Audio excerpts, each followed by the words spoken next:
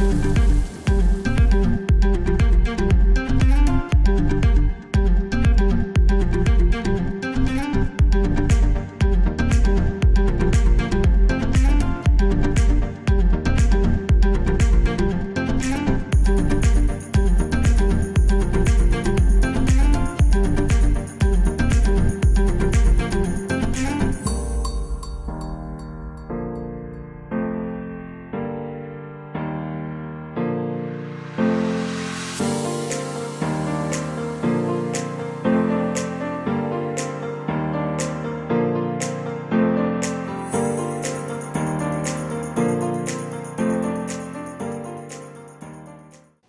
Conseil économique et social suscite beaucoup de questions dans le chef de la population congolaise sur son importance, sa nécessité et son efficacité. Toutes ces questions trouveront bel et bien des réponses au cours de cette émission Parlons Économie, bien sûr, avec les conseillers Célestin Tchiboaboua du Conseil économique et social. Nous vous disons merci de nous suivre sur la chaîne nationale congolaise. Alors, très rapidement, sur quoi les conseils économiques et sociaux? Madame, le Conseil économique et social est une assemblée constitutionnelle qui a été formée sur base des articles de la Constitution, l'article 208 à 210 de la Constitution congolaise. Le Conseil économique et social est consultatif. Il a été placé auprès du pouvoir public congolais. Il est présidé par un président qui le dirige d'ailleurs avec brio, M. Kiwakana, qui est entouré d'une équipe de 7 membres. Il y a 2 vice-présidents, il y a 2 rapporteurs et le questeur et un vice-questeur. À côté de cela, il y a 7 commissions permanentes qui sont... Là, c'est la composition. Ça c'est la composition. Il y a l'ECOFIN, il y a l'agriculture et le développement rural, l'éducation, information et emploi, la santé, affaires sociales et culturelles, les relations extérieures et intégration, infrastructure et aménagement du territoire, et pour finir, environnement et ressources naturelles. Le Conseil comprend 70 membres. Ces membres proviennent de groupes sociaux professionnels. Ce sont des groupes professionnels qui désignent les membres du comité économique et social. Et comment ça se passe, cette manière, cette façon de désigner le conseiller ou le membre du Conseil économique et social? Je vais vous parler de moi-même. Oui. Prenons votre exemple. Là, voilà. Oui, je vais commencer par moi-même. Je suis secrétaire général de l'Association congolaise des banques. Ok. C'est dans ce cadre-là, que je suis au Conseil économique et social par la FEC. À côté de cela, vous allez trouver dans le Conseil économique, il y a des syndicalistes, il y a les représentants des provinces, vous allez trouver des ONG, des représentants des ONG, vous allez trouver des chefs coutumiers. En fait, le comité économique et social regroupe un peu ce que représente comme population sociale, comme type de population, type de gens qui participent à la gestion d'une nation. Donc en fait, c'est un groupement de personnes qui sont apolitiques, parce qu'en fait, c'est important de le souligner, le Conseil économique et social n'est pas un groupement politique, il est apolitique. Et il est placé auprès du gouvernement congolais pour l'assister dans l'assistance. Quels sont les critères de la désignation d'un personnel ou d'un membre du Conseil économique et social? Ou sur le plan d'un poste ou d'une fonction que vous avez assumée avant, qui vous donne cette compétence d'être directement conseiller ou président et le reste? Par humilité, je peux vous dire ceci. Exact. Par humilité, hein, parce que je suis un homme assez humble. Je ne veux pas parler de moi-même, mais j'estime que le choix porte sur l'expérience et sur la personnalité intrinsèque des personnes qui sont choisies. Chaque groupement socio-professionnel arrive à déterminer, à l'intérieur de son groupement des personnes qui ont les capacités d'être au service du peuple, d'être au service de la nation. Qu'est-ce que vous pouvez dire à nos fidèles téléspectateurs en quelques lignes la bonne gouvernance? C'est quoi? La bonne gouvernance est l'ensemble de politiques qui peuvent permettre au peuple, à la population congolaise d'avoir de l'eau potable, de l'électricité, d'avoir une habitation décente, de vivre dans un milieu sain. Le gouvernement qui arrivera à remplir ces conditions-là pour le peuple, ce gouvernement ira très loin. Parce qu'en réalité, aujourd'hui, la bonne gouvernance, dans les pays industrialisés, on n'en parle pas. Pourquoi? Parce qu'ils ont déjà résolu ces 4 points. Qu'on appelle les sociales. Oui, le social. En général, voilà. Oui. Mais regardez, une eau potable, de l'électricité, un habitat sain, une santé, des problèmes de santé, tous ces problèmes-là, s'ils sont résolus, ne fût-ce que, donc en fait, les fondamentales, résoudre le fondamental de la vie d'un être humain. Si vous arrivez à résoudre le fondamental de l'être humain, vous êtes dans le bon chemin. Mais qu'est-ce qu'il faut? Parce que c'est vrai, tout le monde, lorsqu'il arrive, n'est-ce pas, au gouvernement, c'est presque le même discours. Mais qu'est-ce qu'il faut, n'est-ce pas, pour atteindre ces grands objectifs? Madame, parce que c'est pas facile. La République démocratique du Congo est un grand paradoxe en Afrique. Nous sommes le pays qu'on dit le plus riche. Potentiellement. Mais où la population est la plus pauvre. Elle est la plus pauvre, pas potentiellement, elle est pauvre. C'est ça la différence. Elle est pauvre. Et elle est pauvre pourquoi? Parce que les moyens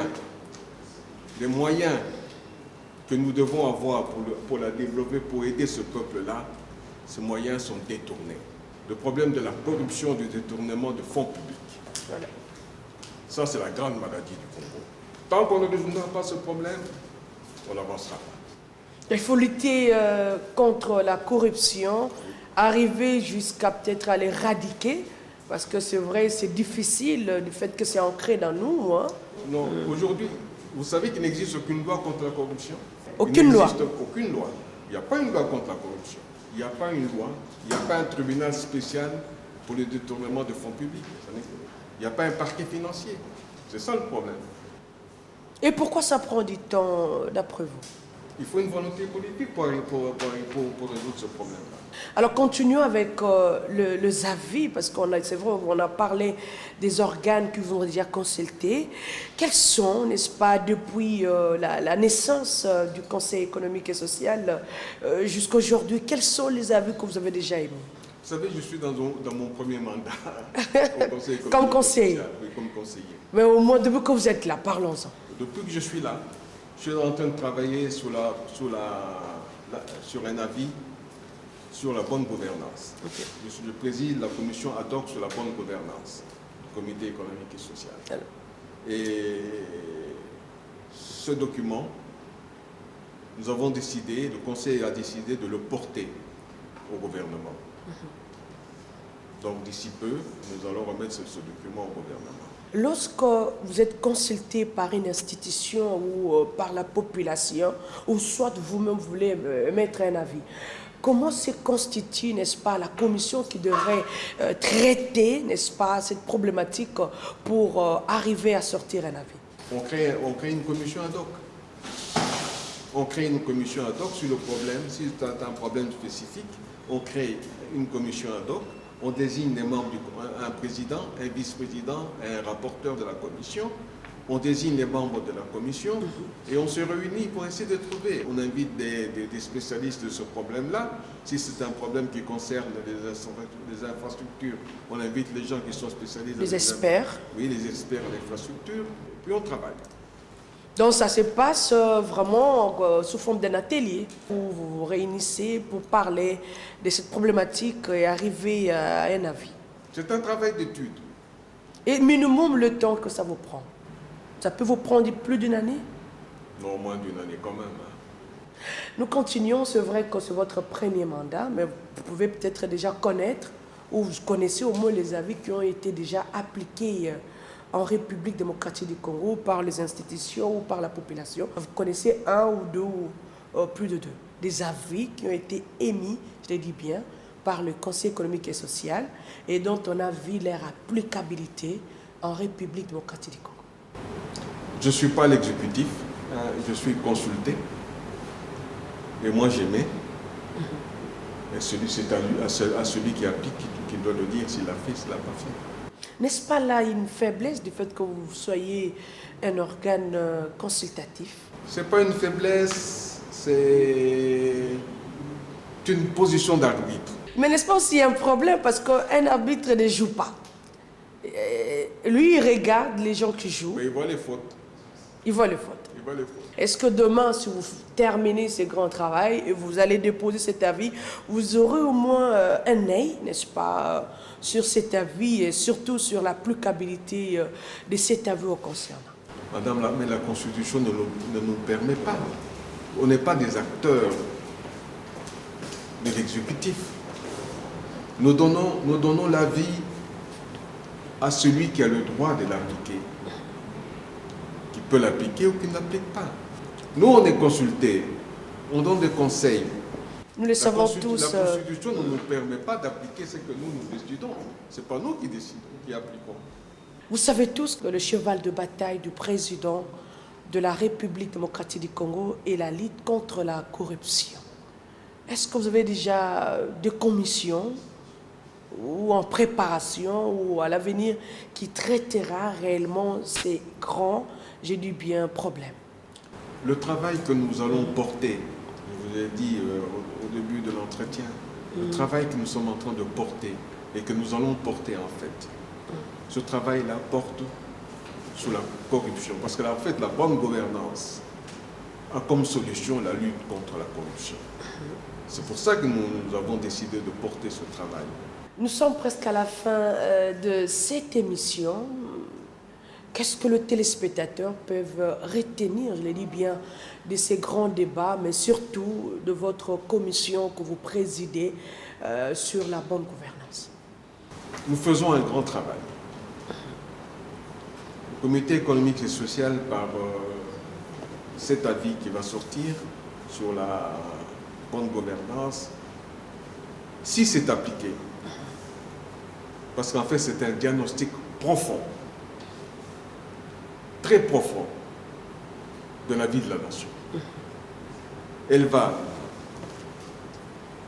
de l'agriculture à l'éducation, aux infrastructures, à l'élevage, à l'environnement, à d'autres exploitations minières.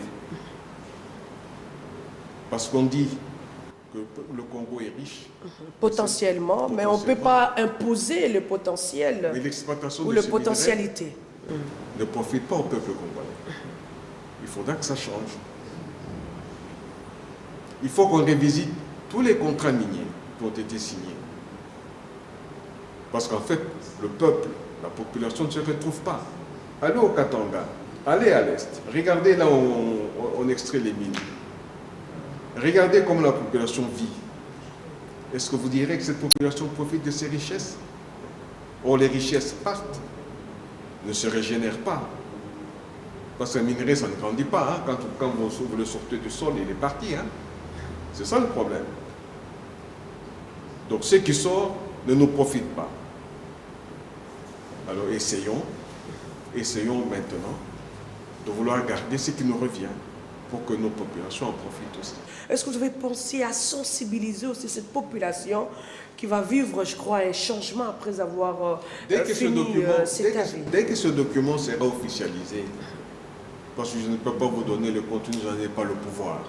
Je ne peux pas vous dire ce qu'il y a dedans parce que je n'en ai pas le pouvoir. Mais dès que ce document sera porté aux plus hautes autorités du pays, notre travail sera aussi de l'expliquer à notre peuple, de l'expliquer à nos populations. Parce qu'en fait, il y va de leur avenir. Exact. Et l'avenir de nos enfants. Vous avez compris, le Conseil économique et social est l'arbitre, parce que c'est un organe consultatif. Un avis mal, n'est-ce pas, appliqué, c'est comme une faute grave auprès de nos institutions, parce que s'ils les appliquent pas, vous avez déjà pensé qu'est-ce qui peut arriver à toutes ces institutions? Mais madame, ils vont l'appliquer. Parce qu'on n'a pas le choix. Le document de la bonne gouvernance sera appliqué parce qu'on n'a pas le choix. Si on veut avancer, on doit faire ce qu'il y a dedans. On n'a pas le choix.